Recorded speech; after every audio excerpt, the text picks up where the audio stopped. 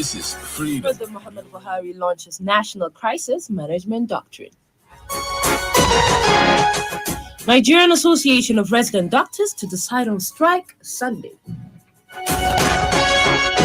Federal government flags off disbursement of grants with 4,537 in Jigawa. And on the foreign scene, Ethiopia completes third filling of Blue Nile Mega Dam Reservoir.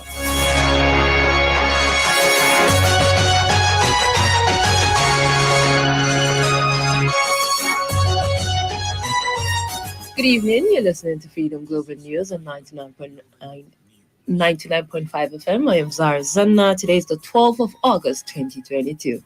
And now the news in full. President Muhammad Buhari launched the National Crisis Management Doctrine, NCMD, today in Abuja. The doctrine, he said, will bridge the gap created by the extensive deployment of security services through fostering collaboration amongst ministries, departments, and agencies. According to a statement signed by his special advisor on media and publicity, Femi Adesina, President Buhari noted that the NCMD shows his regime's renewed promise and commitment to managing the country's crisis.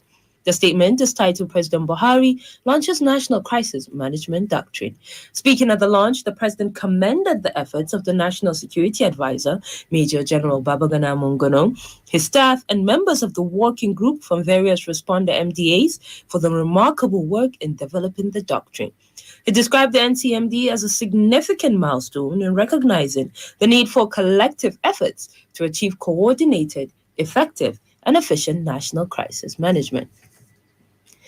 The federal government has commenced discussions with the Nigerian Association of Resident Doctors over the demands of the doctors. Some NARD executive members are in Abuja meeting with officials of relevant governments, ministries, departments, and agencies. Resident doctors had on July 30th, 2022, issued a 2-week ultimatum to the federal government to implement all the agreements it had with the association, or it will embark on an indefinite strike. The ultimatum expires on Sunday, August 14th. The association's demand include the payment of the newly reviewed Medical Residency Training Fund, the immediate implementation and payment of the new hazard allowance, and arrears, among several others. The Association Secretary General, Dr. Suleiman Abiodun, and Publicity Secretary, Dr. Yusuf Alfa, disclosed that the meetings with the NDAs are behind the scenes and not official. Asked if the doctors will go on strike at the expiration of the ultimatum if the government does not meet their demands, Abiodun said the National Executive Council will meet to decide on it. And on sports, the federal government has expressed dissatisfaction over the football crisis generated by the ITO Cup predicament, as well as degradation of domestic league football in the country due to inconsistent calendaring and other attendant problems. Muhammad Sani Uba has details of this and other sports updates.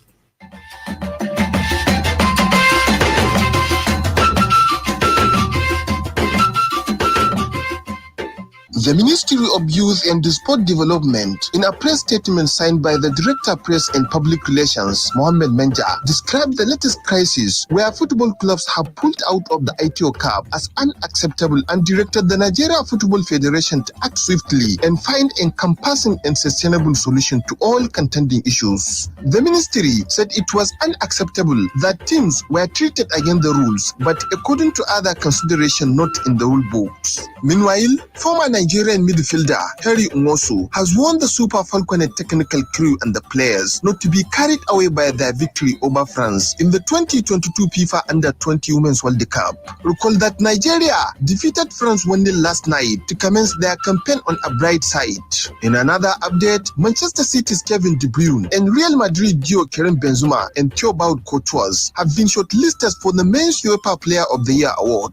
Goalkeeper Courtois and Benzema won the Champions League, with the striker named 2021-2022 UEFA Champions League Player of the Season, and Courtois was Player of the Match in the Champions League final.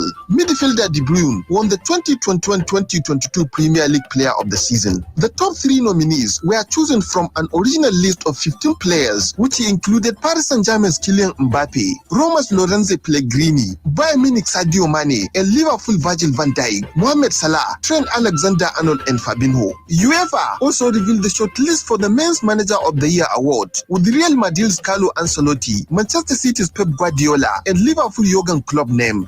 The Women's Player of the Year and Manager of the Year nominees will be named at a later date. All the winners will be announced at the Champions League group stage draw ceremony in Istanbul on August 25. And on tennis, Australian Nick Kyrgios and Britain's Jack Draper and Dan Evans are all through to the Canadian Open quarterfinals, but Cameron Norrie was knocked out. Muhammad Sani Uba, Freedom Radio.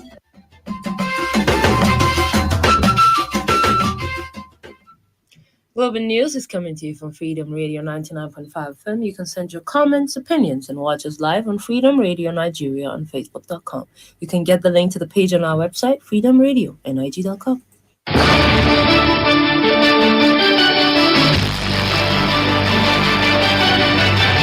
Mata, yaya dai? Sabuwar wayar Samsung Galaxy A73 nake son saya. Samsung sun shirya garabasar musamman ga kowa da kowa a wannan watar. Za a samu raguwar naira 25,000 a farashin wayar Galaxy A73 da kike matukar so. Kuma za a iya samun ragin a farashin wayoyin A53, A33, A23, A13, A03 da A03 Core. Me kike nema ne? Takalmi na mana, na nufi shagon Samsung mafi kusa. Kar a banni a baya. A hanzarta maza a je a samu wayar a amintattun shagunan Samsung mafi kusa. Ku ci moriyar garabasar Samsung Promo. Gasar na gudana ne daga 4 zuwa 31 na watan Yuli na 2022. A hanzarta kan hajojin su kare.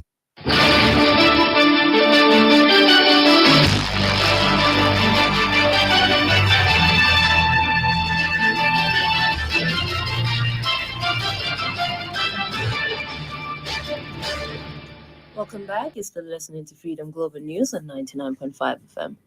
The federal government has flagged off the disbursement of grants for vulnerable groups, GVG, with 4,537 vulnerable residents benefiting in Jigawa. The Minister of Humanitarian Affairs, Disaster Management and Social Development, Hajia Sadiya Umar Farooq, who inaugurated the program in Dutse, expressed her appreciation to President Muhammadu Buhari for his vision to lift 100 million Nigerians out of poverty by 2030. Umar Farooq stated that the GVG program introduced in 2020 to sustain the social inclusion agenda of the present administration is consistent with the national target of lifting 100 million Nigerians out of poverty in 10 years.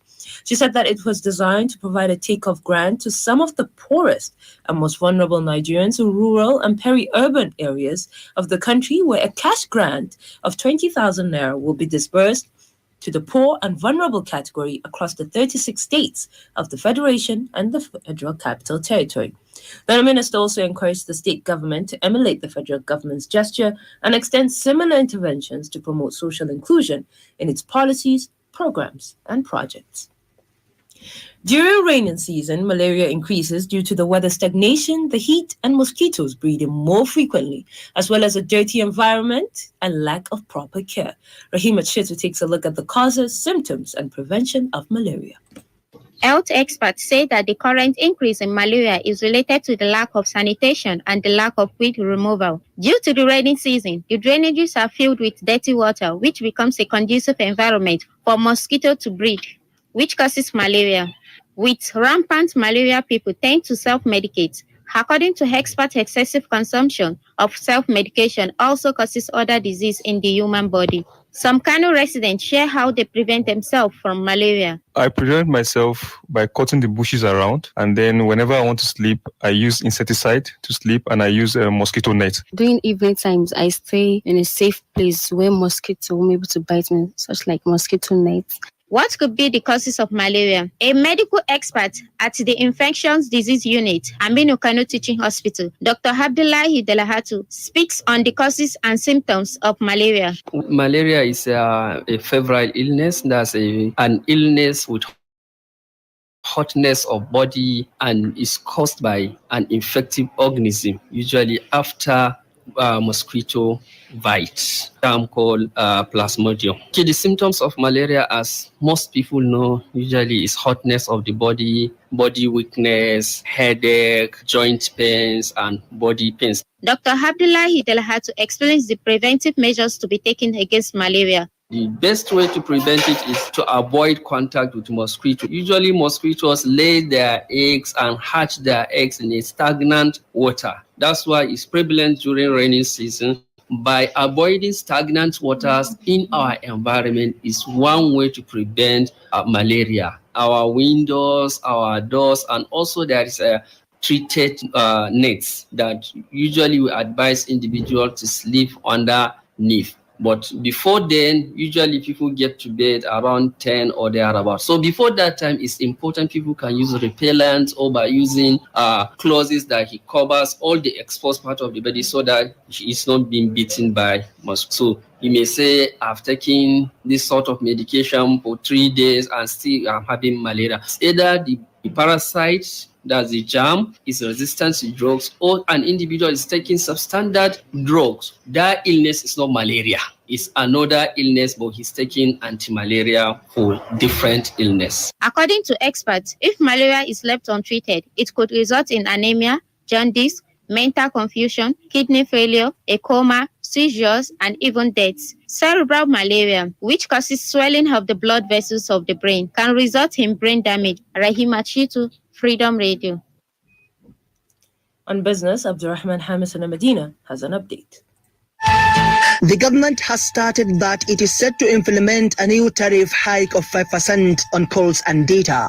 The government, through the Ministry of Finance, Budget and National Planning, disclosed this, saying it would begin to implementation of 5% excise duty tax on all voice calls, SMS and data services, in addition to the existing 7.5% valued added tax VAT paid for goods and services across all sectors of the economy. The government made this disclosure on the 5% excise duty during a stakeholders meeting organized by the Nigerian Communications Commission (NCC), the telecoms industry regulator.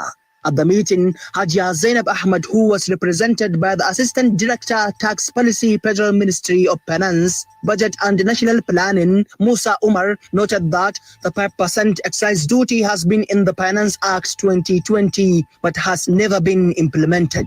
Henceforth, the 5% excise duty will be collected by the telecom operators and the payment made to the federal government on the monthly basis on or before 21st of every month. Against the comments by the Minister of Communications and Digital Economy, Professor Isa Alipantami, concerning the 5% excise duty hike on telecoms services, it is worth noting that there was a circular stating the planned hike, which was addressed to the Communications Minister and other relevant ministries and agencies of government. Abdurrahman Hamis Medina, Freedom Radio. And on the foreign scene, Ethiopian Prime Minister Abiy Ahmed has announced that the country has completed the third filling of its mega dam reservoir on the Blue Nile, a development that could raise further tensions with downstream neighbors Egypt and Sudan. Amina Mukhtar Yakase reports. The announcement today comes after Ethiopia said it had launched power production from the second turbine at the Grand Ethiopian Renaissance Dam, GERD. The enormous $4.2 billion dam has been at the center of regional disputes ever since Ethiopia broke ground on the mega project in 2011. Egypt and Sudan view the dam as a threat because of their dependence on Nile River waters, while Ethiopia deems the dam essential for domestic electrification and development. Meanwhile, Germany has suspended most of its operations in Mali after the local military-led government denied flyover rights to a United Nations peacekeeping mission. A spokesman from the German Defense Ministry said at a news conference today that the Malian government has once again refused to give flyover rights to a flight planned for today for the rotation of personnel. Government spokesman Stephen Hebestreit said Germany was prepared in principle to participate in international peacekeeping mission, but only if it was supported by the Malian government. Defense Minister Christine Lambrecht received assurances that overflight rights will be restored from her Malian counterpart Sadio Camara as recently as Thursday. Mali, with its population of about 20 million, has experienced 3 military coups since 2012 and it's considered extremely unstable. Since the most recent coup in May 2021, the country has been led by a military transitional government that is set to maintain close relations with Russia. Amina Mukhtar Akase, Freedom Radio. And with that, we've come to the end of today's Global News. On behalf of the entire production team and I, Zahra Zanna, thank you for listening.